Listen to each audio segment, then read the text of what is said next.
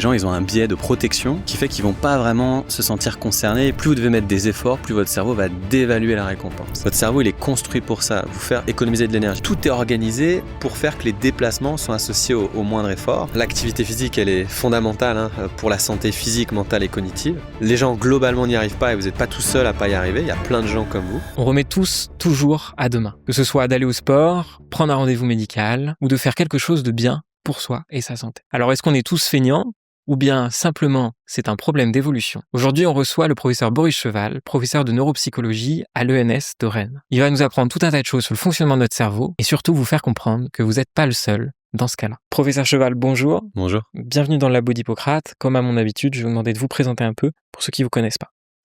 Alors je m'appelle Boris Cheval, donc je suis enseignant-chercheur à l'École normale supérieure de Rennes, dans le département sport et éducation physique.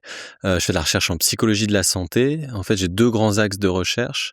Le premier axe, c'est vraiment sur les bénéfices de l'activité physique. L'idée que l'activité physique, c'est un remède miracle. Donc on a des études où on va chercher à montrer alors les effets bénéfiques sur la santé physique, on pourra en discuter, mais ils sont assez connus.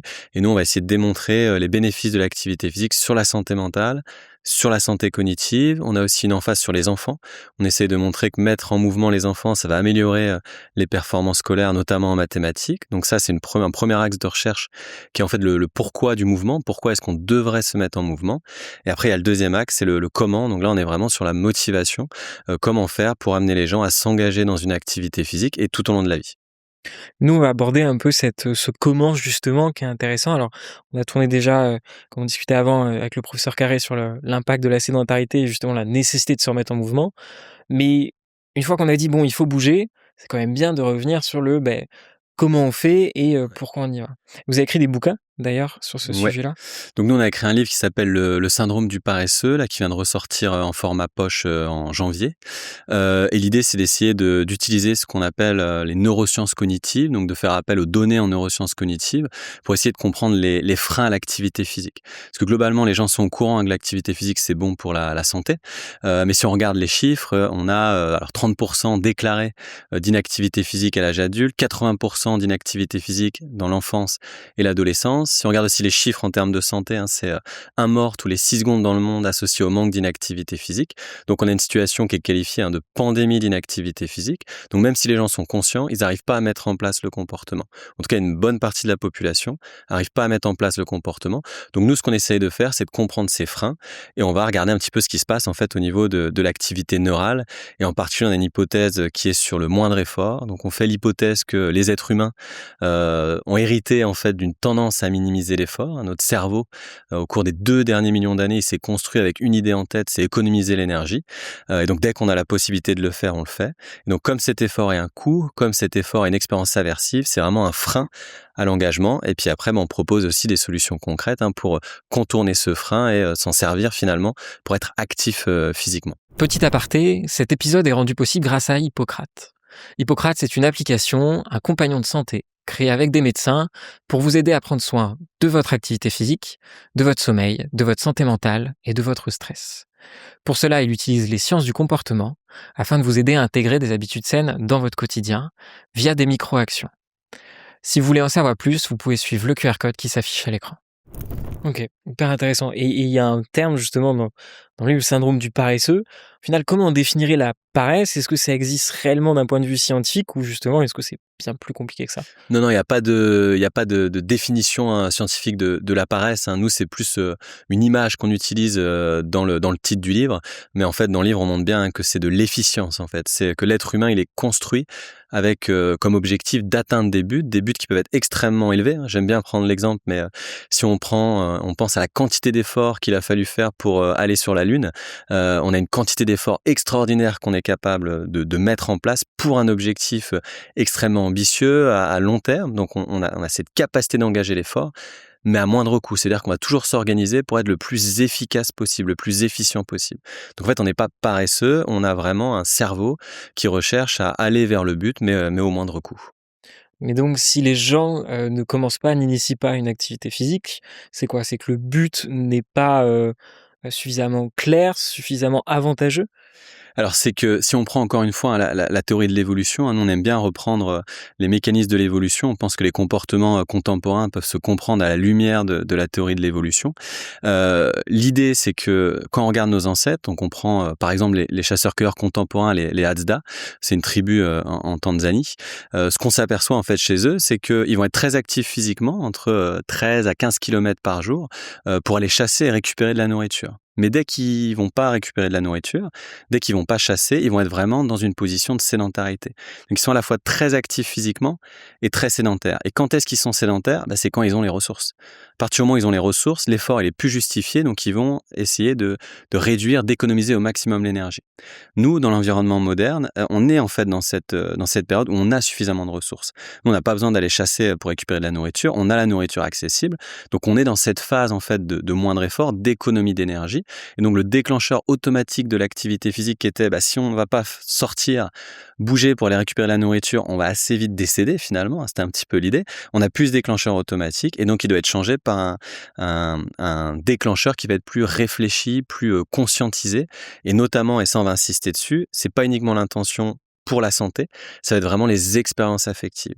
Il y a un coût de l'effort, ça malheureusement on pourra rien y faire, le cerveau il traite l'effort comme un coût, comme une expérience aversive, donc on doit prendre la décision de se lever du canapé, c'est un coût, c'est un frein, et il faut que ce coût soit compensé par des récompenses, par quelque chose qu'on va obtenir avec l'effort, et si l'obtention, le gain qu'on va obtenir de l'effort, il dépasse le coût, là on va pouvoir réussir à s'engager, à initier le comportement. À partir du moment où le coût de l'effort il est supérieur au gain escompté, on va pas s'engager. Mais c'est ça que je trouve un peu bizarre, c'est qu'au final, on parle de santé, de survie. Avant, on bougeait pour chasser, pour survivre. Et là, on pourrait se dire pourquoi on bouge pas pour prendre soin de sa santé et survivre, justement. Ouais, alors parce qu'en fait, il y a 2 choses différentes. C'est que nos ancêtres, quand ils bougeaient, la santé était immédiate. C'est-à-dire que s'ils allaient pas faire de l'activité physique, assez vite les ressources étaient limitées et ils allaient décéder. Aujourd'hui, la sédentarité, c'est un tueur, mais c'est un tueur qui est silencieux. Ouais. On n'est pas au courant qu'en restant assis, on a des choses qui se passent et qui sont délétères pour notre santé. Donc on n'a pas cette même sensation. Donc là, il y a vraiment un décalage important. Et puis pour la santé, ça, on peut aussi assez bien le décrire. On a un petit article de vulgarisation dans The Conversation où on l'explique. En fait, notre cerveau, il a un ensemble de biais cognitifs qui sont aussi pour aider à prendre des décisions rapidement et sans justement coût en termes d'énergie dans la prise de décision. Et en fait, on a 3 biais qu'on peut assez bien démontrer, qui sont validés dans la littérature et qui expliquent pourquoi la santé, elle a pas de valeur en fait de motivation sur un engagement à long terme. En fait, on a un premier biais, et ce premier biais, c'est ce qu'on appelle un biais de distorsion des croyances. En fait, on va pas nous s'imaginer en mauvaise santé. Donc si, par exemple, je prends l'exemple des fumeurs parce que je l'aime bien, vous arrêtez un fumeur au hasard dans la rue, vous lui demandez quelle est la probabilité dont il pense qu'un fumeur va de décéder des causes du tabac, il va peut-être vous répondre peu ou prou que c'est une chance sur deux. Donc il va le savoir, hein, que c'est une chance sur deux. Puis après, vous lui dites, et vous, du coup, est-ce que vous pensez que vous allez être concerné par ça? En fait, on s'aperçoit assez vite que les gens, ils ont un biais de protection qui fait qu'ils vont pas vraiment se sentir concernés, ils vont penser que non, ça va pas les concerner. Donc le premier biais, ce biais de distorsion, déjà on s'imagine pas en mauvaise santé plus tard. Donc si on dit aux gens en faisant de l'activité physique là maintenant, vous allez réduire dans 20 à 25 ans vos risques de cancer du sein, de cancer du côlon, de diabète de type 2, de déclin cognitif, risque de dépression au cours du vieillissement, c'est tellement lointain, c'est tellement quelque chose qui est intangible que de toute manière, on va pas vraiment avoir une motivation liée à cette conséquence qui est trop éloignée dans le temps et dont on pense qu'on va être en bonne santé. Le deuxième biais, c'est un petit peu ce que je viens de dire, c'est le biais de distorsion avec le temps. On va appeler ça le delay discounting, donc le fait qu'on va avoir une dévaluation de la récompense par le temps. Si je vous donne 50 € tout de suite là maintenant et qu'on mesure votre activité neurale, il va y avoir une activité du système de récompense parce que votre cerveau, il voit une récompense tangible immédiate. Si ce même 50 €, je vous dis que je vous le donne dans un an, bien entendu, l'activité de votre système de récompense, ça va être extrêmement faible. Donc autrement dit, à partir du moment où la récompense, elle est éloignée dans le temps, elle a plus de valeur. En tout cas, une valeur assez faible. Donc pareil, si on dit aux gens de bouger pour des conséquences sur leur santé dans 15, 20, 25 ans, au niveau cérébral, ça n'aura pas suffisamment de valeur. Et le dernier biais, c'est le biais de dévaluation par l'effort. Comme pour le temps, plus vous devez mettre des efforts, plus votre cerveau va dévaluer la récompense. Donc j'aime bien aussi donner cet exemple. Moi, j'ai fait 12 ans à Grenoble. Donc à Grenoble, on a une petite montagne qui s'appelle la Bastille, qui est vraiment dans la ville. Et puis pour monter, on peut utiliser les bulles, donc c'est un téléphérique, ou aller à pied. Donc imaginez que vous invitiez un ami à Grenoble et vous allez lui dire, écoute, tu vas voir, ça va être magnifique en haut de la Bastille, il y a une vue plongeante sur Grenoble, ça va être extrêmement beau. Vous arrivez au pied de la Bastille, vous voyez que les bulles sont en panne. Vous allez avoir tous les lacets à faire, monter à pied. Là, votre cerveau, qu'est-ce qu'il va faire? Il dit, oui, mais en fait, ça vaut pas trop le coup. T'es déjà allé en montagne, t'as déjà vu des paysages, oui, c'est beau, mais c'est pas si beau que ça. Donc, on a aussi une dévaluation. À partir du moment où on sent qu'on va devoir investir de l'effort, notre cerveau va dire, oh là là, finalement, ça vaut pas forcément le coup. Et donc, ces 3 biais, distorsion des croyances, d'évaluation dans le temps, d'évaluation par l'effort, font que la santé, juste comme ça n'a aucune valeur en termes de motivation. Ça veut pas dire qu'il faut pas le dire. Ça veut juste dire que c'est pas suffisant. Donc c'est nécessaire, mais c'est pas suffisant. Et qu'est-ce qu'il faut faire? Il faut remplacer par des récompenses immédiates et tangibles. Du bien-être dans l'ici et de maintenant, des émotions positives pendant l'activité physique, l'amélioration du sentiment de compétence, le fait de se sentir mieux, l'amélioration de l'humeur, l'amélioration du sommeil, le sentiment de vitalité, le fait que vous sentez quand vous montez les escaliers ou que vous marchez, vous êtes plus essoufflé. Donc un ensemble de récompenses tangibles. Mais si le comportement il n'apporte pas quelque chose d'immédiatement récompensant, le coût de l'effort va remporter le combat et vous n'allez pas vous lever de votre canapé. Et c'est hyper intéressant parce que je pense que la majorité des discours qu'on a, c'est en effet, vous avez moins de risques de, moins de ci, moins de ça. Et en fait, quand je vous entends parler, c'est, on est beaucoup heu, bah, en bougeant, vous allez avoir plus de ci, plus de ça, vous allez vous sentir mieux, quelque chose de beaucoup plus tangible. Et dans la manière de communiquer, je pense que c'est important de garder ça. Ouais, nous, dans l'article, là, on prend le rapport de l'OMS sur la promotion de l'activité physique. Le mot santé, il apparaît plus de 100 fois. Le mot de plaisir et d'émotion positive, il apparaît pas. Donc en fait, c'est bien de le savoir, mais les modèles nous montrent que ça va pas être suffisant. Et donc pour vraiment du maintien et de l'engagement, il faut du plaisir. J'aime bien aussi donner cet exemple, c'est comme ça qu'on commence le livre, des enfants au parc. C'est comme ça qu'on a eu l'idée du livre en fait avec mon collègue et ami Mathieu Boisgontier. Lui, il était au Canada à l'époque, à Vancouver, et puis moi j'étais à Grenoble. Globalement, le samedi matin, en fait, on s'est aperçu que c'était à peu près les mêmes. En gros, on descendait de nos immeubles, on devait aller au parc avec nos enfants qui étaient à 200 ou 300 mètres à peine. Et tous les samedis matins, c'est la même histoire. C'est nos enfants à peine descendus de la porte de l'immeuble, qu'est-ce qu'ils font? Ils refusent de marcher pour aller jusqu'au parc. Ils vont dire qu'ils sont fatigués, ils vont demander de se faire porter, on va refuser. Ils vont dire qu'ils ont mal quelque part. Et puis si on continue à refuser, ils vont se jeter par terre. À un moment donné, on craque, on les amène au parc. Et là, c'est toujours pareil. À peine arrivé au parc, là, on arrive vers le parc. Ils commencent à apercevoir les barrières et les jeux. Là, on a l'impression d'avoir des saumons dans la main qu'on sort de la rivière. Ils commencent à essayer de frétiller. Ils sautent de nos bras, ils plongent dans le parc et ils vont jouer pendant des heures. On va leur demander de sortir. Ils vont demander quelques minutes de plus. Ils vont redépenser de l'énergie gratuitement alors qu'on leur demande de sortir. À un moment donné, on arrive à les faire sortir du parc.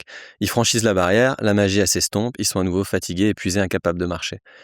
Ça paraît énervant quand on est parent, mais en fait, on comprend assez bien.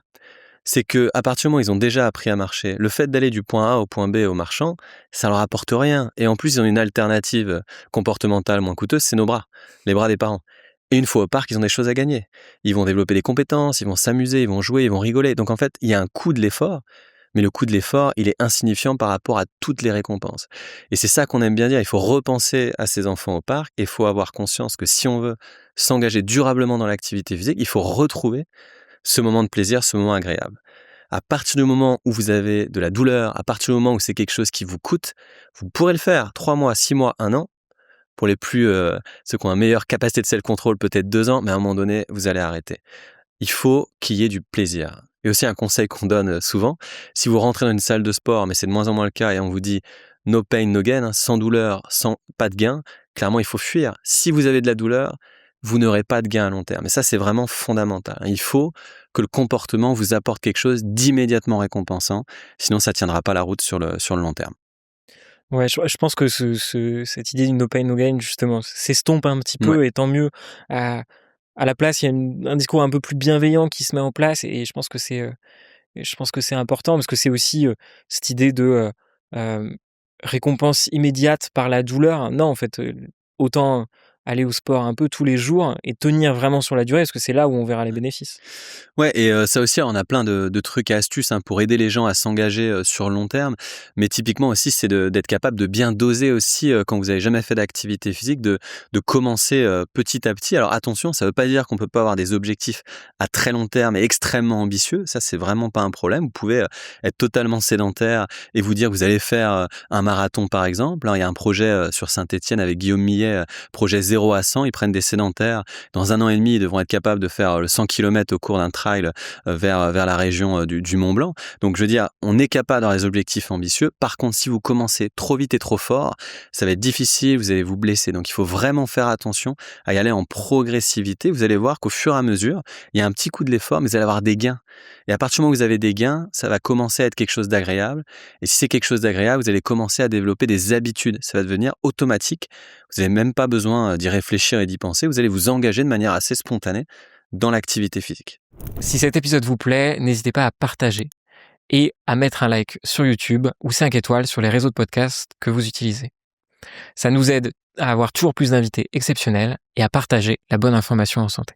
Ça me fait quand même me demander, parce qu'il y a plein de gens qui veulent au final se mettre en activité, toutes ces choses-là, mais il y a un peu une réaction paradoxale où ils y arrivent pas et ils restent dans leur canapé et ça fait vivre un peu comme de la culpabilité en fait. Ouais, Et c'est très difficile pour ces gens-là ouais, justement de voir le bénéfice à bouger, parce que sur le moment ils sont bien là où ils sont. ouais. Le gros intérêt, du livre, en tout cas, c'est comme ça qu'on le conçoit, c'est que, déjà, on déculpabilise les gens, Mmh. puisque le cerveau, il est fait pour ça. C'est-à-dire que quand votre cerveau, il vous fait prendre l'escalator au lieu des escaliers, et quand votre cerveau, il vous fait rester dans le canapé parce que vous avez suffisamment d'énergie, et cetera, en fait, votre cerveau, il fait super bien son job. Votre cerveau, il est construit pour ça, vous faire économiser de l'énergie. Donc le fait de vouloir, d'avoir cette sensation de devoir rester dans le canapé, de se sentir bien, c'est ancré génétiquement. C'est dans notre système, c'est comme ça. Donc déjà, ça permet d'enlever une dose de culpabilité. Ensuite, et ça, vraiment, je peux l'affirmer, si vous appréciez pas l'activité physique, c'est pas trouver la bonne. Mmh. À partir du moment où vous trouvez la chose qui vous plaît ou les choses qui vous plaisent, vous allez avoir envie de faire votre séance. Moi, ce soir, là, j'ai qu'une envie, c'est d'arriver chez moi, de mettre mes baskets et d'aller courir parce que j'ai pas pu courir hier. Donc, j'ai qu'une envie, c'est d'aller courir parce que j'attends ce moment. Et en fait, il faut trouver une activité physique qui vous donne ce sentiment de bien-être, de plaisir. Et peu importe ce que c'est, mais il faut trouver la chose qui vous fait du bien. Moi, c'est la course, mais pour d'autres, ça va être de marcher avec des amis. Pour d'autres, ça va être d'aller nager, on s'en fiche. Il faut trouver quelque chose qui vous plaît. Mais si ça vous plaît pas, ça va être très très compliqué de maintenir. Je prends l'exemple des études qu'on fait aux hôpitaux universitaires de Genève. On travaille en collaboration avec l'hôpital qui porte bien son nom de Beau Séjour, en réhabilitation cardiaque. Donc on a des gens, je veux dire, ils savent à quel point c'est important l'activité physique pour leur santé. La plupart ont eu un infarctus du myocarde. Ils sont pris en charge à l'hôpital. Ils ont des séances d'éducation thérapeutique. Ils ont plus de 4 à 5 fois par semaine une prise en charge physiologique, donc de réhabilitation cardiaque. Ils ont 6 semaines. À la sortie des 6 semaines, il y a déjà 1 sur 2 qui fait plus d'activité physique. Pourquoi ? Parce que pendant la période des 6 semaines, on n'a pas créé les conditions pour donner les motifs d'agir et les motivations de qualité d'agir. Et c'est pour ça qu'on fait pas mal de recherches avec cette équipe pour essayer de construire un moment pendant ces 6 semaines pour créer une bonne relation avec l'activité physique. Et charger les patients à 70 ou 90% de leur force maximale ou de leur volume d'oxygène maximal, hein, donc une intensité élevée, c'est intéressant en termes de réhabilitation cardiaque, mais en termes de qualité motivationnelle, ça va être très compliqué. Donc il faut trouver des astuces, des solutions pour que cette période de réhabilitation soit positive. Et on a des choses qu'on essaye de mettre en place. Et lorsqu'on est d'un point de vue individuel, il faut trouver les mêmes raisons. Se dire, voilà, qu'est-ce que je vais faire qui va me faire plaisir? Et peut-être ça va être marcher tranquillement. Et c'est pas du tout un problème. Encore une fois, hein, je le répète aussi, les recommandations, c'est bien pour savoir si vous êtes dans des clous, mais c'est pas grave si vous êtes éloigné. Et d'ailleurs, même, j'ai envie de dire, il faudrait pas trop que vous les regardiez. Pour 2 raisons. Soit vous êtes suffisamment actif, vous allez faire 30 minutes d'activité physique, vous dites c'est bon, j'ai fait mes 30 minutes et j'arrête. Alors qu'en fait, on montre qu'il y a des bénéfices encore après 30 minutes. Donc on va amener des gens plutôt actifs à pas faire plus d'activité physique. Donc déjà pour eux, c'est négatif. Et ce qu'on déteste aussi, c'est pour les gens qui sont complètement sédentaires. Mais leur dire de faire 30 minutes d'activité physique par jour, c'est trop compliqué. C'est trop difficile. Et donc là, il faut rassurer les gens et les donner à son clair. Dès les premiers pas, il y a des bénéfices sur la santé. Donc dès les premiers pas, même si vous faites 100 mètres le premier jour, 200, 300, etc., vous avez déjà des bénéfices. C'est clair, c'est pas les bénéfices optimaux, mais vous avez des bénéfices. Et c'est ce que dit l'OMS, l'Organisation mondiale de la santé. Chaque pas compte. Donc tous les petits pas que vous pouvez faire, monter les escaliers dès que vous voyez une opportunité plutôt que l'escalator, aller prendre votre pain à pied, descendre une station de métro ou de tram une station avant pour pouvoir marcher jusqu'à votre travail ou ce que vous allez faire. C'est des petites choses, mais qui vont compter comme activité physique. Donc ça, c'est vraiment important de s'organiser en fait pour trouver des moments d'activité physique. Et peu importe si c'est peu, c'est toujours mieux que rien. C'est des discours qui sont pour moi essentiels quand on voit tout ce qu'on voit sur les réseaux sociaux, tout ce qu'on voit un peu de cette pensée santé-performance, et c'est l'image typique de bah, si vous voulez prendre soin de votre santé, en fait, il faut faire du biohacking, vous levez à 6 heures du mat, vous plongez dans un bain froid, manger telle ou telle chose et tout. Et du coup, on donne l'impression que c'est quasi inaccessible, en fait, Exactement. parce qu'on part de tellement loin. Et je pense que c'est un discours, en tout cas, qu'on cessera jamais de répéter, de un vaut mieux que zéro. Donc faites un Ouais, peu et ça ira bien mieux que si vous faisiez rien. ouais. Et surtout, ce qu'il faut aussi répéter, et là, on insiste toujours pas pour les bénéfices sur la santé, mais encore une fois, c'est pas la raison du mouvement. Mmh. La raison du mouvement, ça doit vraiment être de vous sentir mieux, de sentir vos muscles qui travaillent, de sentir que vous êtes plus en forme. Pour les personnes âgées, de sentir qu'ils peuvent aller jouer avec leurs petits-enfants ou se balader avec leurs petits-enfants. En fait, il y a des motifs où vous sentez que le mouvement et l'effort, ils vous apportent quelque chose de récompensant immédiatement ou dans les jours qui arrivent, et vous sentez, oui, ça valait le coup de m'engager dans l'effort. Donc ça, c'est vraiment fondamental. Et oui, effectivement, on pourrait optimiser les effets. C'est vrai, si vous faites de l'exercice avec une intensité élevée, bah, bien sûr, les bénéfices, ils vont être un petit peu supérieurs, c'est vrai. Mais encore une fois, c'est une question de gestion des risques. Faire un petit peu, c'est déjà mieux que rien. Vous allez avoir des gains sur la santé. Et encore une fois, je répète, faut pas faire de l'activité physique pour votre santé, faut faire pour autre chose. Et la santé, c'est un peu le bonus, mais c'est pas la raison. C'est le bénéfice secondaire. C'est le bénéfice Au final, secondaire. on pourrait aborder cette réflexion-là quasiment pour tout. C'est-à-dire, Ah oui, on parlait du fumeur tout à l'heure, bah, le fumeur, l'argument pour sa santé, bon, ça marche pas trop, sauf non. quand il atteint vraiment un point et encore. Mais l'argument derrière de, je sais pas, justement, vous allez plus être essoufflé, vous allez pouvoir jouer avec vos petits-enfants, toutes ces choses-là, ça, je pense que c'est important aussi. C'est exactement ça, c'est des messages qui marchent, beaucoup mieux, l'odeur, des choses qui font vraiment que la personne, sent qu'il y a quelque chose qui est désagréable chez elle, le fait d'avoir mal à la tête ou des choses qui peuvent arriver et qui les rendent un petit peu dire: «Oui, effectivement, c'est peut-être pas une bonne idée ce comportement». Des choses tangibles. Le fait de dire: «Vous allez, probablement et vous avez une chance sur 2 de décéder, des causes de votre tabac», non, ils vont toujours trouver une idée, ils disent: «Mais moi, mon voisin, il a Mmh. 102 ans, il a fumé un paquet par jour et il va très bien». Donc on va toujours avoir des contre-exemples. Donc la santé, oui pour le dire, non pour focaliser dessus. Et dans vos expériences, justement, vous avez fait des enregistrements par électroencéphalogramme, Ouais. un petit peu pour, c'était pourquoi? Pour évaluer la résistance, justement, au changement? Ouais, alors ce qu'on fait en fait, on essayait de montrer que le cerveau humain, il traite, la sédentarité comme une récompense, comme quelque chose d'attirant et donc s'éloigner de la sédentarité, c'est difficile. Donc on a des tâches. Globalement, alors c'est difficile à visualiser, donc je le décris comme ça, mais en gros, vous êtes sur un écran d'ordinateur, vous avez des images soit d'activité physique ou de sédentarité qui arrivent sur un écran, et votre tâche, vous déplacez un petit mannequin, et soit vous vous éloignez le plus rapidement possible de la sédentarité, soit vous devez vous en approcher en fonction des conditions. Et pendant qu'ils font cette tâche sur ordinateur, on va mesurer l'activité électrique de leur scalp avec ce qu'on appelle de l'électroencéphalographie. Et ce qu'on montre, et ça marche bien, et en plus on l'a répliqué dans différentes études, c'est que quand les gens doivent s'éloigner, donc éloigner le mannequin, donc ne pas aller vers la tentation sédentaire, on arrive bien à le faire, ça c'est vrai. Par contre, si on regarde au niveau de l'activité neurale, on a la partie préfrontale qui est plus activée, et plus précisément tout ce qui est lié au contrôle inhibiteur.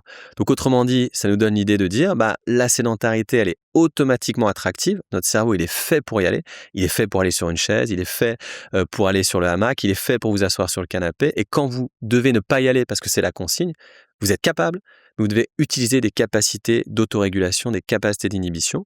Et cette étude, on l'a même répliquée sous imagerie fonctionnelle et on montre le même résultat. Quand vous devez vous éloigner d'opportunités sédentaires, ici c'est des avatars qui sont assis en réalité virtuelle, donc on voit des avatars assis, on doit s'en éloigner. Les gens arrivent à le faire, mais il y a davantage d'activité au niveau d'une partie préfrontale qu'on appelle le dorsolatéral préfrontal cortex. Peu importe, mais c'est une zone qui est considérée comme étant le siège de l'autorégulation. Donc ça montre quoi? Ça montre une chose, on est capable de ne pas aller vers la sédentarité, oui, mais il faut utiliser des capacités d'autorégulation. Et dans notre modèle théorique, on considère que c'est notre première ceinture de protection pour l'engagement. On a l'intention, et notre première ceinture de protection, c'est cette capacité d'autorégulation pour dire que même si on est tenté, on va activer notre cerveau, on va activer nos capacités d'autorégulation, on va se lever du canapé et on va mettre en place le mouvement.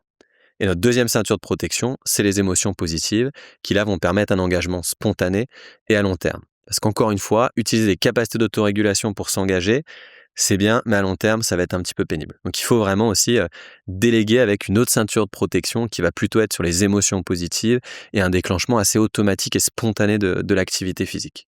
Ouais, c'est le moment où on se pose même plus la question au final de «Oh, est-ce que je vais à la salle ou est-ce que je vais courir aujourd'hui ou pas?» Ouais. quoi. C'est Exactement. Si on prend les modèles théoriques, c'est l'idée que votre système automatique va être en accord avec votre système contrôlé. Ça, je peux l'expliquer un petit peu peut-être. C'est ce qu'on appelle les modèles à double processus, qui vont permettre en fait de rendre compte d'une problématique qui est hyper ancienne. C'est les philosophes grecs qui en parlaient avec l'acrasie. On a par exemple Aristote dans Éthique à Nicomaque qui parle de l'acrasie. Et l'acrasie, c'est quoi? C'est défini comme la faiblesse de la volonté. C'est l'incapacité des gens d'agir conformément à ce que leur opinion leur dicte comme meilleur. On parle aussi d'incontinence comportementale pour dire qu'on n'arrive pas à se retenir. Et cette acrasie-là, elle a été modélisée par des approches théoriques en psychologie qu'on appelle les modèles à double processus. Et ces modèles, ils sont assez simples, ils sont pragmatiques et ils sont assez simples. On postule qu'on a un système qui est contrôlé, qui est réfléchi. Par exemple, vous avez des bonnes attitudes envers l'activité physique, vous avez l'intention d'être actif physiquement. Ce système va réguler votre comportement. Et puis à côté, en parallèle ou en interaction, vous avez un système plus automatique, plus émotionnel, plus impulsif, qui va aussi diriger vos comportements. Alors vous avez des situations dans lesquelles tout va pour le mieux dans le meilleur des mondes possibles. Vous avez l'intention d'être actif physiquement et quand vous voyez vos chaussures de sport ou vous pensez à votre séance de sport du soir, vous avez plutôt des émotions positives là qui émergent, plutôt une tendance à approcher le comportement.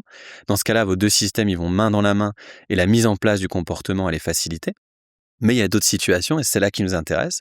Vous avez toujours l'intention d'être actif physiquement, mais cette fois-là, votre système automatique, quand vous pensez à votre activité physique, quand vous voyez vos affaires de sport, ça va plutôt déclencher des émotions négatives, plutôt une tendance à l'évitement. Les deux systèmes, ils tirent dans des directions opposées. Et là, la mise en place du comportement, elle est difficile, et vous allez devoir utiliser votre autorégulation. OK. Et c'est un peu, enfin, on a un peu l'impression qu'on est attiré comme un aimant au final par ce moindre effort, Ouais. par tout ça, quoi. Alors pour moi, c'est vraiment. Alors il y a des discussions bien sûr dans la littérature et peut-être qu'on en discutera. Il y a de la variabilité chez les gens. On a des gens qui arrivent à apprécier l'effort physique, mais l'effort, d'ailleurs qu'il soit physique ou mental, on n'est pas sûr que les zones cérébrales soient différentes pour le traitement de l'effort physique ou mental. Mais l'effort, ça c'est clair. Le cerveau, il le traite comme un coup, comme une expérience aversive. Donc toute chose étant équivalente par ailleurs, vous allez toujours choisir la situation du moindre effort par rapport à celle qui apporte plus d'efforts si la récompense est la même. Toujours pareil, toute chose équivalente par ailleurs, on choisit le moindre effort. Ça, il n'y a vraiment pas de doute en neurosciences. On a vraiment des preuves assez solides sur ça. Ouais. OK, je vois. C'est vraiment très intéressant. Ça met les choses en perspective et par rapport à tous les discours qu'on a un peu depuis le début du podcast de voilà, il faut faire ces choses-là, il faut faire ces choses-là. Et c'est bien. Et c'est un peu ce que je dis toujours, c'est que les gens le savent au final. Ce Les qu'il gens, faut ils faire savent. pour être en bonne Ouais. santé. On a plus de 90% de la population qui a au moins un peu l'intention d'être actif physiquement. Ça fait partie des plus grandes résolutions du début d'année. On a aussi les modèles de salles de sport qui ont bien compris ça. On a des abonnements à l'année. Mmh. Vous avez des réductions parce qu'ils savent très bien qu'une grande partie des adhérents vont pas continuer. Donc oui, on a des périodes où les gens vont réussir à s'engager. Pour le Summer Body, par exemple, voilà, on a des périodes où les gens vont réussir. Mais clairement, voilà, à un moment donné, s'il n'y a pas des ingrédients actifs qui font que vous aimez ce comportement, à un moment donné, votre motivation elle va s'étioler, vous n'arriverez pas à vous engager. Et ça me fait penser, est-ce qu'il y a une variabilité interindividuelle? Est-ce qu'il y a Ouais, des facteurs un peu génétiques par rapport à ça? On ouais. sait très bien qu'il y a des gens, bon, eux, c'est quand même beaucoup plus facile que pour d'autres. Ouais, alors sur la variabilité génétique du mouvement, pas sur le traitement de l'effort, mais le mouvement. Alors ça dépend des études. On a soit des études qu'on appelle les Genome-Wide Association Studies, donc les études d'association génome à large échelle, donc ce qu'on appelle les GWAS, qui vont essayer de regarder l'héritabilité de l'activité physique et de la sédentarité. C'est autour de 20% d'héritabilité. Donc on aurait des gènes en fait qui nous prédisposeraient à l'activité physique ou à la sédentarité, à peu près 20%. Et dans les études avec des vrais jumeaux séparés, les estimations sont un peu plus élevées, entre 30 et 40%. Donc il y a une estimation effectivement où on a une part finalement qui serait un petit peu déterminée. Mais bien entendu, heureusement, le rôle de l'environnement, le rôle de la culture, le rôle des parents, le rôle de l'expérience, en termes vraiment d'expérience sociale avec le mouvement, va jouer un rôle clé. Et on peut donner en fait le goût de l'effort ou une culture du mouvement et de l'activité physique. Donc même si on a peut-être une part génétique, et clairement c'est montré, on a bien sûr une grande part. De toute façon, au pire, il reste 60% dans le pire des cas, ou 80% de notre portion d'activité physique qui peut être déterminée par l'apprentissage et par l'expérience. Donc on a vraiment une marge assez importante de progression. Et dans nos travaux, on essaye en fait de travailler sur ça. On a développé une échelle qu'on appelle l'échelle d'effort physique, à la fois pour les enfants et les adultes. Et on va mesurer en fait des tendances des gens à approcher ou éviter l'effort physique. Et notre but, c'est de voir si, notamment en éducation physique et sportive, j'ai un thésard qui travaille sur ça, un Florent Desplanques, commence sa thèse sur ça là, depuis septembre. On va essayer de voir si au cours d'une année scolaire, avec des ingrédients actifs, notamment liés au plaisir, est-ce qu'on va réussir à changer ce goût de l'effort? Est-ce qu'on va arriver à créer des dispositions pour que les enfants, lorsqu'ils voient des opportunités d'effort, ils arrivent à s'accrocher? Donc nous, on démontre des variabilités, ça c'est clair. Et maintenant, tout l'enjeu est de savoir est-ce qu'on peut apprendre les gens à apprécier l'effort physique? Apprécier l'effort physique, ça ne veut pas dire qu'on apprécie l'effort pour l'effort, mais ça veut dire que dès qu'on voit un signal d'effort, on sait qu'il y a quelque chose à gagner et donc on va plus s'engager. Ça, je vais vraiment insister dessus. Si votre cerveau, il cherche l'effort pour l'effort, ça devient de la pathologie et on a ça dans l'anorexie nerveuse. L'anorexie nerveuse, alors c'est connu que les patients anorexiques vont avoir une restriction alimentaire. Ce qui est moins connu, c'est qu'ils ont de l'hypermotricité. Et dès qu'ils vont avoir une opportunité de mouvement, ils vont le faire. Ils vont essayer de dépenser au maximum de l'énergie. Ils vont cacher leurs séances d'activité physique. Ils vont faire du sport dans la salle de bain, dans leur chambre. Ils vont avoir une hypermotricité vraiment permanente pour essayer au maximum de dépenser de l'énergie. Et là, ça devient de la pathologie. Et quand on étudie, il y a une équipe en Allemagne qui a étudié les patientes avec anorexie nerveuse sous IRM fonctionnel et on constate effectivement, contrairement à ce que je vous ai dit avant, la population générale, quand ils doivent éviter la sédentarité, ça demande de l'inhibition. Eux, c'est l'inverse. Les patients anorexiques, quand ils doivent ne pas aller vers les opportunités de mouvement, ils doivent activer leur système d'autorégulation, comme s'ils avaient inversé leur système d'autorégulation, mais là, ça devient pathologique et c'est dangereux pour la santé. Donc nous, ce qu'on demande et ce qu'on essaye de faire, c'est de faire en sorte que dès qu'il y a une opportunité de mouvement, on la saisisse parce qu'on sait qu'il y a du gain, on sait qu'il y a quelque chose de plaisant. Par contre, de l'effort pour l'effort, ça, c'est pas quelque chose qu'on va viser parce que ça va devenir du pathologique. Ouais. Ouais, ça risque de finir mal. Et est-ce qu'on peut voir un peu justement tout ça comme un muscle qu'on réussirait Mm. au fur et à mesure à entretenir et d'année en année à réussir à le Ouais. muscler suffisamment pour accepter l'effort? Alors du coup, on n'a pas assez de données sur ça, Ouais. justement, parce que dans les modèles en psychologie de la santé, nous, en 2021, on a introduit la théorie de la minimisation de l'effort, qu'on a appelée TOMPA, où on remet l'effort au centre des modèles, et l'effort, il a été virtuellement absent des modèles en activité physique. Mmh. Ça, on peut expliquer pourquoi, hein, mais en gros, les modèles sont appliqués aux modèles de psychologie de la santé, c'est-à-dire des modèles pour l'alimentation, pour le tabac, pour les relations sexuelles, pour les votes, donc des modèles assez génériques. Donc l'effort finalement n'était pas central. Nous, on a ramené l'effort. Donc pour l'instant, les données elles sont pas suffisamment claires. Est-ce que c'est comme un muscle? Alors ça, on a des hypothèses sur l'autorégulation qui fonctionnerait comme un muscle. C'est Boymeister qui a travaillé sur ça, avec l'idée qu'on aurait une déplétion de l'ego, donc une déplétion de l'autorégulation, comme on pourrait avoir une déplétion du glycogène musculaire quand vous travaillez avec vos muscles. À un moment donné, vous n'arrivez plus à les contracter. Il y a une hypothèse sur l'autorégulation. Par contre, sur l'effort, ça, on n'a pas du tout de données sur ça. Mais par contre, l'idée, et ça, c'est quand même notre espoir, c'est que les changements, ils sont plastiques. C'est-à-dire que c'est des changements qui durent, hein, contrairement à des changements élastiques. L'élastique, vous tirez dessus, il retrouve sa forme. Ça ne nous intéresse pas. Nous, ce qui nous intéresse, c'est qu'on crée un changement et le changement, il marque comme du plastique, ça reste et c'est durable. Donc, tout l'enjeu, il est de voir si on peut redonner un goût de l'effort qui est durable. C'est une question. Je sais pas, en tout cas, c'est notre espoir. Si on n'a pas ça, effectivement, les interventions, elles sont un petit peu limitées en termes de temps. On fera un épisode dans quelques Ouais, années et puis on on pourra exactement. donner la réponse. Moi, j'ose espérer aussi, hein, parce que c'est vrai que ça changerait vraiment la donne, pour les gens sur des mesures très long terme où au final ils Ouais. arriveraient à muscler ça et à apporter ça dans leur vie.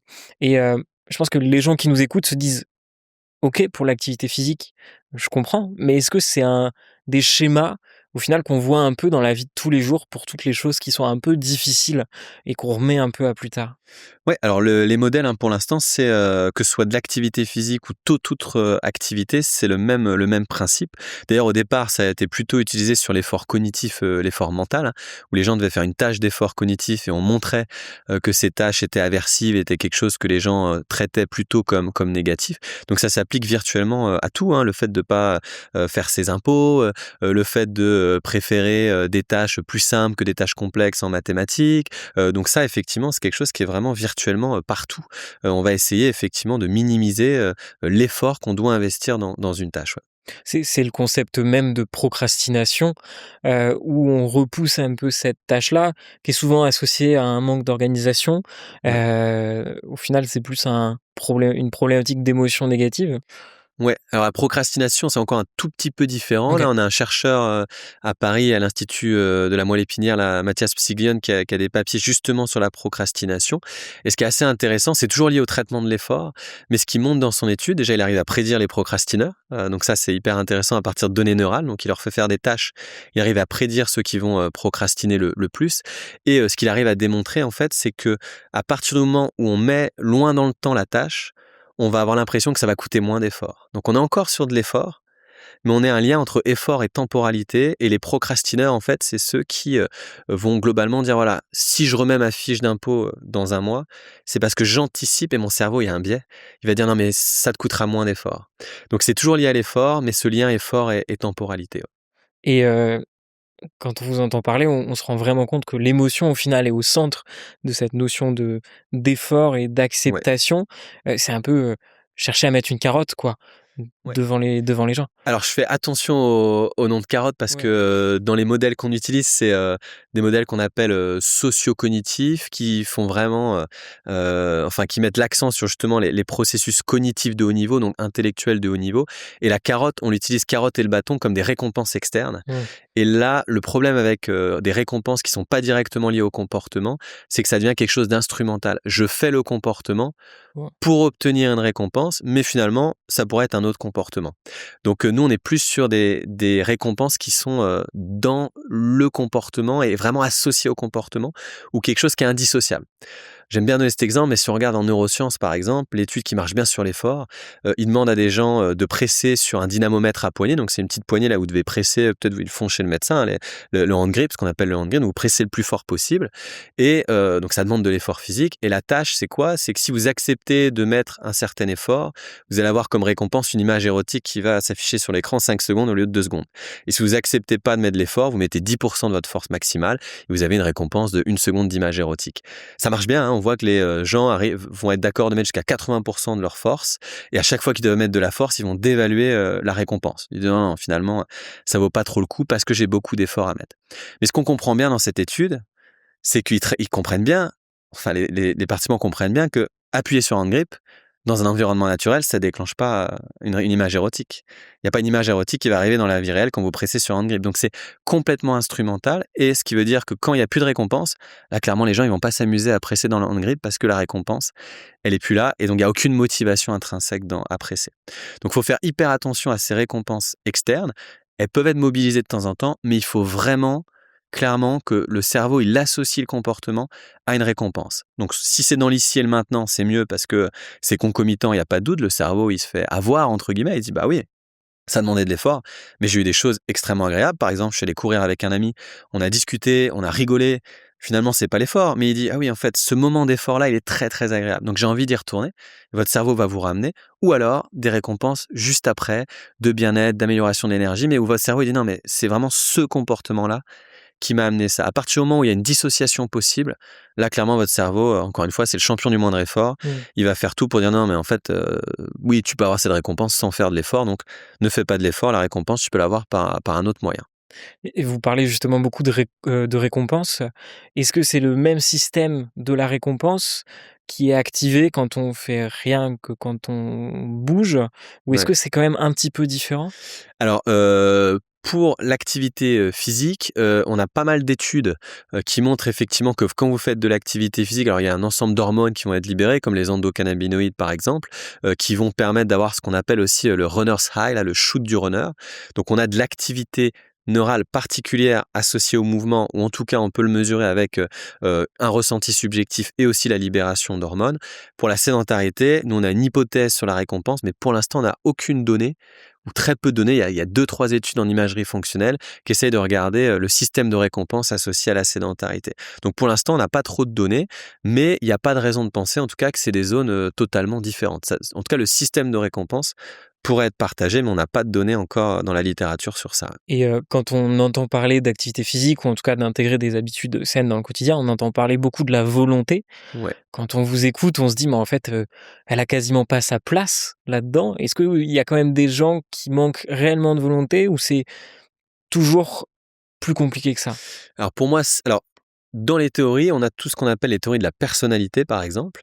Donc on a 5 grands facteurs sur la personnalité, et dans un des facteurs, on a effectivement des questions qui vont demander aux gens si les gens disent d'eux qu'ils ont une autodiscipline de faire. Donc on a effectivement des mesures dans cette approche de personnalité. On va avoir des gens qui vont se déclarer comme avoir plutôt une discipline de fer, ou plutôt des traits de contrôle de soi. Donc on a de la variabilité, et on a des gens, c'est vrai, qui sont plus capables que d'autres d'inhiber un petit peu leur réaction immédiate et de s'engager à long terme dans un comportement. Donc il y a effectivement de la variabilité. Mais ça, je leur dis clairement, à partir du moment où le comportement il vous plaît, il n'y a pas d'autorégulation à faire, puisque vous allez vouloir vous engager dans le comportement. L'autorégulation, elle est que nécessaire quand le comportement il vous plaît pas, que uniquement quand vous êtes mieux dans votre canapé qu'à aller courir. Mais si vous préférez aller courir qu'aller dans votre canapé, il n'y aura pas d'autorégulation.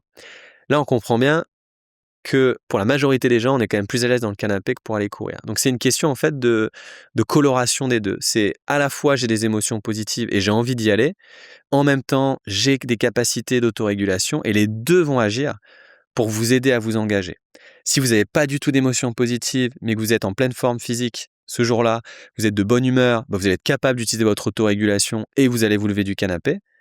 Mais c'est pas toujours le cas. Et c'est pour ça que nous, on aime bien jouer sur les deux tableaux, à la fois les capacités d'autorégulation et aussi les émotions positives. Et globalement, ça nous aide à quasiment jamais rater les séances, parce que si on a un petit peu moins envie ce jour-là, il pleut, il fait froid, ou je suis un peu fatigué, on va quand même globalement réussir à s'engager, parce que les deux vont pousser à la fois notre autorégulation qui est présente et les émotions positives. Je me pose un peu la question. Moi, personnellement, j'ai du mal typiquement à aller courir. C'est un effort que j'aime pas, alors que la salle de sport, il y a aucun problème. J'aime beaucoup. Et le seul moment où j'ai réussi à me motiver à aller courir, c'est quand je préparais un marathon, Ouais, avec cet objectif final. ouais. Est-ce que justement c'est quelque chose qui aide d'avoir une sorte d'objectif un peu ambitieux, ou pas forcément, mais d'avoir quelque chose vraiment au bout de tout ça? Bien sûr. Alors là, pendant 10-20 ans, on avait un modèle qu'on appelait le modèle SMART là, des buts qui devaient être spécifiques, mesurables, atteignables, et cetera. Et ça, en fait, les données de la littérature montrent que ça fonctionne pas vraiment, qu'en fait, c'est bien d'avoir des objectifs très ambitieux. Donc on peut effectivement avoir un objectif qui est de faire un marathon, ou comme j'ai dit tout à l'heure, un objectif de faire de 0 à 100 kilomètres sur une année. C'est très bien d'avoir cet objectif ambitieux. Même si vous êtes totalement sédentaire, vous pouvez avoir un objectif très ambitieux, parce que vous allez le découper en sous-objectifs. Donc quand vous faites un marathon, l'objectif il est de courir les 42 kilomètres et les quelques centaines de mètres en plus sur, par exemple, dans un an. Et donc en fait, vous allez avoir tout un calendrier qui va vous mettre des sous-objectifs à atteindre par rapport à cet objectif de haut niveau que vous allez avoir. Donc ça, c'est très intéressant d'avoir des objectifs et de se mesurer aussi, de savoir ce qu'on fait. Pour soi, pas pour les autres. Ça sert à rien de mettre ses performances sur Strava, par exemple, c'est pas du tout quelque chose de positif, mais pour vous, de voir ce que vous faites, de voir la progression, mais encore une fois, et ça c'est fondamental, vous pouvez avoir des objectifs très très ambitieux. Si quelqu'un vous dit non mais là c'est trop ambitieux pour toi, c'est qu'il n'est pas à jour sur la littérature en psychologie de la santé. La littérature elle est claire. Ayez des objectifs ambitieux, c'est pas un problème. Par contre, il faut bien spécifier des sous-buts à atteindre avant d'atteindre ce but objectif. Ouais. Et vous parlez de mesures justement, on le voit souvent quand les gens commencent à se mettre à la course à pied. Moi, quelque chose que je trouvais très satisfaisant, c'était de voir mon programme et voir que je mettais moins de temps, heu, au bout de peut-être, 1 mois à faire mes, 10 kilomètres. Tous ces Ouais. gains-là, est-ce que c'est des, chose qui aide justement de Ouais. traquer et de suivre? Alors ça, dans la littérature, c'est assez clair aussi, ça marche bien. Ça marche bien, en tout cas, au moins sur 2-3 ans, on voit qu'il y a des effets assez clairs des personnes qui se suivent. Par contre, c'est à double tranchant. Parce que pour certaines personnes, déjà, on retourne dans l'idée que l'activité physique doit être mesurée. Donc on a, par exemple, des gens qui vont faire de l'activité physique pour un peu se déconnecter de leur travail, du quotidien, et on va retourner dans une logique, de quantifier ce qu'on est en train de faire. On va regarder nos performances. Si on est un peu moins bien que la fois d'avant, on va pas être satisfait. On va rentrer dans quelque chose, on va pas se relâcher. On va pas être dans un autre contexte, on va pas bénéficier du coup des bénéfices sur la santé mentale ici de l'activité physique, ou en tout cas un petit peu moins. Donc ça, c'est un premier problème. Et le deuxième problème, c'est la dépendance à la technologie. On a un collègue là sur Lyon, Mathieu Kidu, qui travaille sur cette dépendance. Et dans une de ses études, il voulait tester les effets de la montre, justement, et de la dépendance à ces outils connectés pendant l'activité physique. Et il s'est aperçu que ses participants, tellement que c'était trop difficile pour eux de pas mettre la montre, c'est qu'ils ont caché la montre dans le sac pour aller courir. Ils n'arrivent pas à ne pas avoir leur montre et à ne pas se quantifier. Et on a aussi des exemples, mais vous avez sûrement des exemples aussi dans la vie de tous les jours, hein, des personnes qui vont pas avoir la montre chargée, du coup qui vont pas forcément sortir. Et là, il y a quelqu'un de Cesson-Sévigné avec qui on a discuté, un adjoint au maire des sports, qui disait que sa femme justement avait sa montre qui était déchargée, donc finalement elle n'est pas allée faire sa séance alors qu'il faisait beau. Elle a chargé sa montre était chargée, il a plu, elle n'est pas sortie. Pourquoi? Parce que c'est inconcevable pour elle de pas sortir sans la montre. Et ça, effectivement, c'est quelque chose qui crée de la dépendance à l'outil. Donc oui, pour se mesurer, c'est pas un problème, mais il faut vraiment faire attention à la relation qu'on va entretenir avec l'outil. Et dernier élément, mais j'ai déjà dit, hein, mais il faut surtout éviter de partager. Quand vous vous mesurez, c'est pour vous. C'est pas pour aller voir si vous êtes meilleur que l'autre personne, parce que je vous le dis aussi, il y aura toujours un meilleur que vous. Donc à un moment donné, ça va vous démotiver. Ce qu'il faut, c'est se comparer, comme vous l'avez dit, dans le temps, par rapport à vous.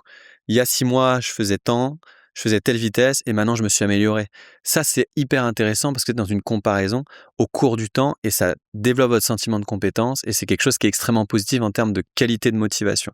Tout ce qui est comparaison et montrer aux autres, ça peut être efficace, hein, à court terme, mais à long terme, ça fonctionnera pas et au contraire, ça va perturber votre qualité motivationnelle. Donc des modèles comme Strava, typiquement, c'est pas des choses qui ont prouvé une efficacité à long terme, Non. pour tout ça? Non, non, il y a même des gens, hein, qui font courir des gens à leur place, hein. Ouais.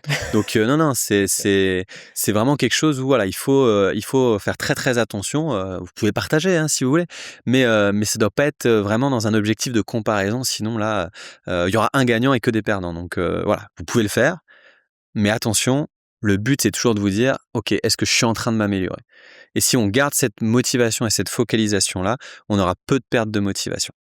Ça me fait penser, je regardais la dernière fois une interview d'un médecin du sport qui disait, justement qu'il trouvait ça absurde que les gens arrêtent leur montre au passage piéton, en fait, pour pas que Ouais, ça casse leur performance, ouais. quand ils vont partager sur Strava et c'est là où on voit qu'on tombe un peu dans un quelque chose de presque contre-productif, quoi, parce que, ce qui compte, c'est de montrer qu'on a été performant et pas, de montrer qu'on a pris du plaisir. Moi, je mets au défi, hein, Ouais, ceux qui nous écoutent, allez courir sans votre montre ce soir. ouais. Vous allez voir que ça va vous faire tout drôle, hein. Oui, c'est difficile, hein. Moi, je l'ai toujours. Si elle est déchargée, je vais aussi pas aimer aller courir. Donc, j'ai besoin. La dernière fois, j'ai appuyé sur le mauvais bouton, j'ai annulé ma séance. Ça m'a bien embêté pendant au moins 1 heure où ça m'a frustré. Donc, j'ai aussi, hein, cette volonté de me mesurer. Mais par contre, c'est clair que voilà, je la regarde très peu pendant la course. Je fais attention à pas me focaliser sur mes performances. Sinon, je j'ai pas cette détente, hein, que je recherche dans l'activité physique. Donc, il faut voilà. OK, mais par contre, si ça devient un moment désagréable où, vous vous poussez trop pour essayer, de trouver vos performances d'avant ou, de performer mieux qu'une autre personne, c'est quelque chose qui est pas efficace. Il y a même aussi un collègue, à moi qui fait des marathons et qui a saccagé pas mal de ses séances parce qu'il était un petit peu mieux ce jour-là. Du coup, il voyait qu'il allait avoir une performance qui était plutôt pas mal, donc il a accéléré sur sa session, pour avoir une meilleure performance ce jour-là et ce qui a complètement détruit, toute sa préparation. Donc ça peut aussi être hyper contre-productif. Donc voilà, c'est un outil, c'est pas un outil de démonstration, hein. Ouais, c'est vraiment le moment où l'ego prend le dessus au final, Ouais, dans l'activité physique, au-dessus du plaisir et du bien-être, quoi. exactement. Et ça, ce qui est bien démontré, à partir du moment où vous êtes dans l'ego, à court terme, ça marche, à long terme, il y a un désengagement. toujours. Parce que l'ego tient pas? Parce que l'ego tient pas, parce qu'à un moment donné, on va trouver quelqu'un qui est Ouais. supérieur. À un moment donné, on va avoir nos performances qui diminuent par rapport aux autres. À un moment donné, on se disait qu'on avait voulu faire de l'activité physique pour perdre du poids et finalement, alors parmi tous les bénéfices de l'activité physique, il y en a un seul qui est pas vrai, c'est la perte de poids, hein. On Mmh. perd très peu de poids avec l'activité physique. On régule bien le poids, on perd un petit peu au début, mais après, on perd très peu de poids. Donc vous allez avoir des conséquences qui vont finalement faire, en fait, je suis pas le meilleur ou j'atteins pas ce que je veux. Bon, allez, j'arrête complet. Pourquoi? Parce que le comportement, il avait que ce but-là. Il avait ce but de démontrer quelque chose. Si le comportement, il est là pour vous, c'est plus pareil. Donc il Mmh. faut vraiment, et on est tous piégés. Alors encore une fois, là, je le caricature en termes d'ego et d'implication dans la tâche, d'amélioration au cours du temps. Encore une fois, c'est une question de degré. On a tous bien sûr un peu d'ego, mais il faut toujours se dire: «Voilà, ça, c'est pas la bonne motivation de long terme. Il faut que je me refocalise sur ce qui est important pour moi». Mmh. C'est vrai que ce point que vous faites justement sur la perte de poids est extrêmement important parce que, c'est la je pense une des plus grosses idées reçues autour de Ouais. l'activité physique, le plus gros piège. Alors, je dis pas que c'est mal parce que des fois ça pousse les gens à faire et ensuite ils trouvent un plaisir à ça, mais en effet, c'est pas le plus grand vecteur de perte de Non, poids. non, là, il y a une belle étude d'Herman Ponzer là aux États-Unis où il a comparé les sédentaires américains avec justement les Hatsda et en termes de dépenses énergétiques. Donc, il utilise une technique qu'on appelle l'eau doublement marquée, hein, qui permet vraiment de mesurer la dépense d'énergie. Et les résultats, alors, ils les ont traités plusieurs fois. On en a discuté d'ailleurs avec eux. Les résultats, c'est globalement, il n'y a pas de différence en termes de dépenses d'énergie. Donc, si vous prenez un adulte sédentaire qui fait pas du tout de mouvement versus les Hatsda qui font 13 kilomètres de marche par jour, globalement la même dépense d'énergie. Et pourquoi? Et une des hypothèses qui est assez forte, c'est qu'en gros, on aurait un quota maximum d'énergie à dépenser par jour. Et en fait, à partir du moment où vous allez le dépenser avec de l'activité physique, vous allez changer la qualité de la dépense d'énergie et c'est ce changement de qualité qui serait associé à tous les bénéfices. Donc en gros, on aurait vraiment un quota maximum qu'on ne pourrait pas vraiment dépasser. Donc si vous faites beaucoup d'activités physiques, à un moment donné, il n'y aura pas de dépense d'énergie supérieure. Par contre, la qualité de votre dépense d'énergie va être différente et vous allez avoir tous les bénéfices.